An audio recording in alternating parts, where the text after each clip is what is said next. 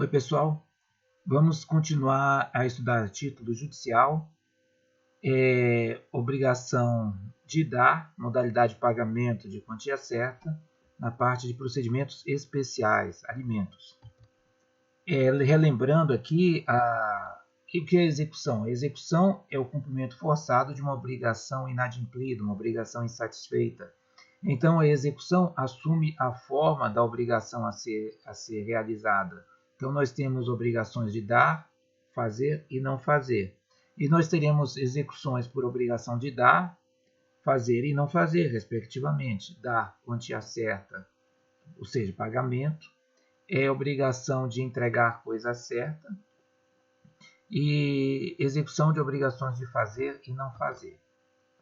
Nós vimos que os procedimentos eles podem ser na modalidade de dar, em pagar quantia certa, eles podem ser comuns, do 523 ao 527, e especiais, de alimentos, que vamos tratar na aula de hoje, 528 a 533, e contra a Fazenda Pública, que também é um procedimento especial, do 534 a 535. Então, vamos entrar agora na modalidade execução de dar, pagar quantia certa, dívida de alimentos. O alimento ele tem dupla finalidade, de sobrevivência e de subsistência. A sobrevivência são as necessidades sociais, está ligado a vestuário, educação, moradia, cultura, lazer, saúde. E a subsistência é a alimentação em si. São os alimentos para a pessoa se manter viva e saudável. Quanto à forma que os alimentos podem assumir, eles podem assumir a forma em pecúnia ou in natura.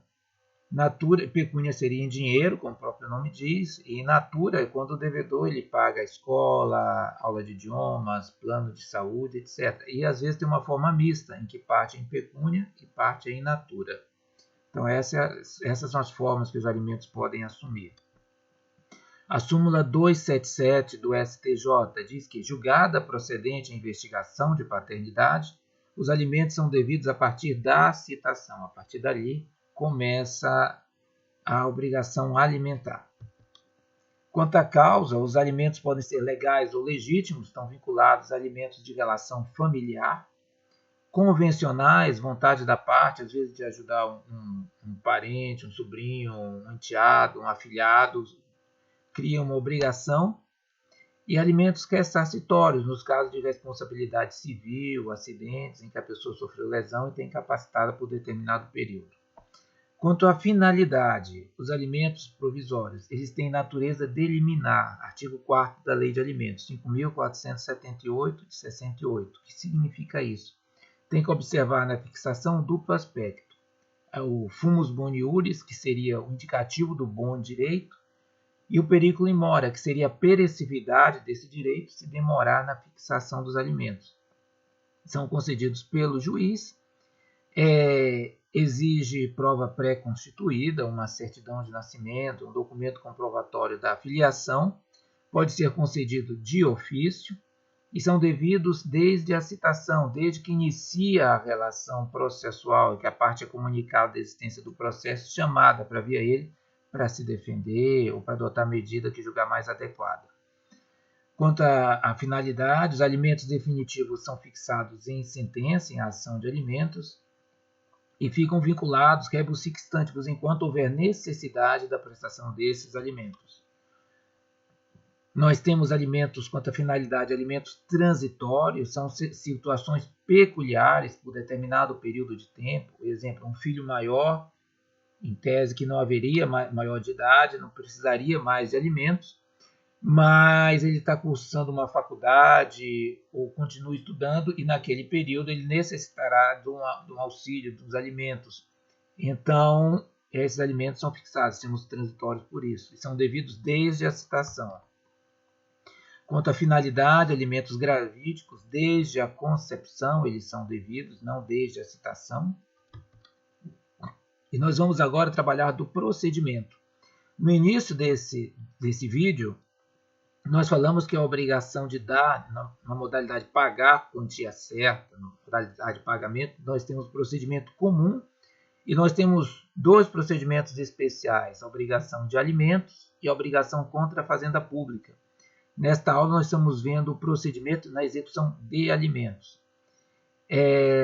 Segue uma intimação do devedor, do executado, para pagar em 3 dias, artigo 528 do Código de Processo Civil.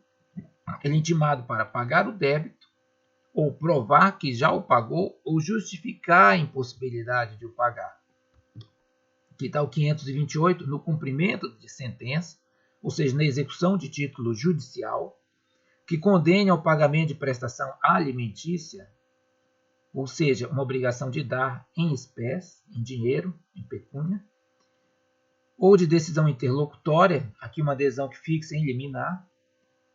O juiz, a requerimento do exequente, ou seja, ele não inicia a execução de ofício, depende de um pedido da parte, mandará intimar o executado, não há citação, porque o procedimento é uno, fase de conhecimento e fase de execução, ele vai intimar o executado pessoalmente para, em 3 dias, pagar o débito, provar que o fez, que o débito está pago, ou justificar a impossibilidade de efetuá-lo. Tá?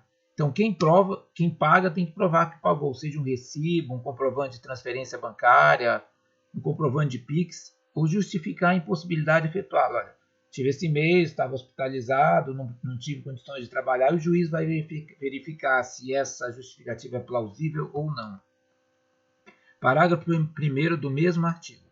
Caso o executado, o devedor, no prazo referido no caput, nos 3 dias, não efetue o pagamento, não prove que o efetuou ou não apresente justificativa da impossibilidade de efetuá-lo, o juiz mandará protestar o pronunciamento judicial, ou seja, o nome dele vai ficar sujo, aplicando-se no que couber o 517. E prossegue no parágrafo 3º.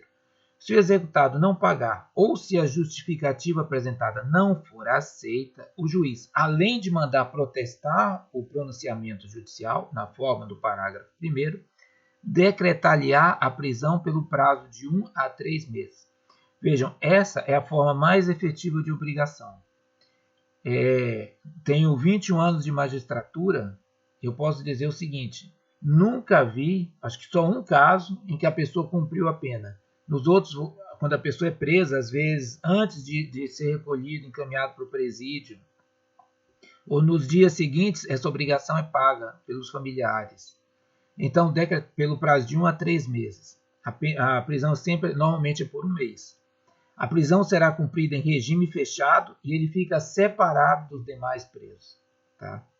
Parágrafo 5º. O cumprimento da pena não exime o executado do pagamento das prestações. Ou seja, o período que ele fica preso não vai perdoar o período, não vai compensar o período da obrigação inadimplida. Tá? Mas essa obrigação que ele já cumpriu a pena não ensejará a nova prisão dele. Tá? Teria que ser obrigação subsequente. Paga a prestação alimentícia, o juiz suspenderá o cumprimento da ordem de prisão. Tá? Ele vai ficar livre. Parágrafo 7º do mesmo artigo. O débito alimentar que autoriza a prisão civil do alimentante é o que compreende as 3 últimas prestações anteriores ao ajuizamento da execução e as que se vencerem no curso do processo, até a intimação dele para justificar, comprovar que pagou ou apresentar uma justificativa para o inadimplemento. 529. Quando o executado for funcionário público, militar, diretor, gerente de empresa ou empregado sujeito a CLT, o exequente poderá requerer o desconto em folha de pagamento. Aí o juiz expede um ofício para o órgão empregador e ele vai fazer o desconto em folha. Isso às vezes demora um pouco até incluir em folha, às vezes a folha já estava fechada e fica para o mês seguinte, e nesse período ele vai ter que pagar e comprovar que o fez. 533. Quando a indenização por ato ilícito incluir prestação de alimentos, ou seja, causou um acidente, a pessoa ficou impossibilitada de trabalhar, caberá ao executado, a requerimento do exequente, constituir capital cuja renda assegure o pagamento do valor mensal da pensão. Também poderá fazer o desconto em folha e ficará dispensada essa constituição de capital. Pois é, era isso que tinha que falar sobre a execução da obrigação de dar na modalidade de pagamento de alimentos.